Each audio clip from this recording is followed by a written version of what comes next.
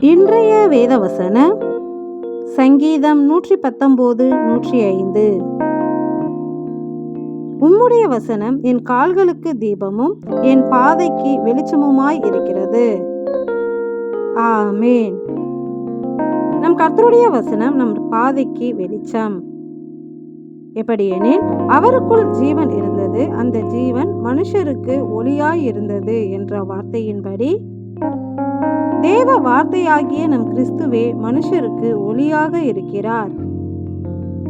இந்த ஒளி நமக்குள்ளாய் இருந்தால் நாம் செல்லும் பாதையெல்லாம் வெளிச்சமாக இருக்கும். அன்றியும் உமது வேதம் என் மனமகிழ்ச்சியாய் இராதிருந்தால் என் துக்கத்திலே அழிந்து போயிருப்பேன் என்ற வார்த்தையின்படி வார்த்தையாகிய நம் கிறிஸ்து நமக்குள்ளாக ஒளியாக இருந்து நாம் செல்லும் பாதைக்கு வெளிச்சமாய் இருப்பதால் உண்டான மகிழ்ச்சி நமக்கு இல்லாமல் போனால் இந்த பொல்லாத உலகத்தில் உண்டாகும் துக்கத்தினால் அழிந்து போயிருப்போம். இப்படி இந்த பொல்லாத உலகத்தில் நாம் அழியாதபடிக்கு நம் பாதைக்கு ஒளியாக இருந்து வெளிச்சம் தரும் தேவ வார்த்தையாகிய கிறிஸ்துவிற்கு நன்றி செலுத்துகிறோம். நன்றி.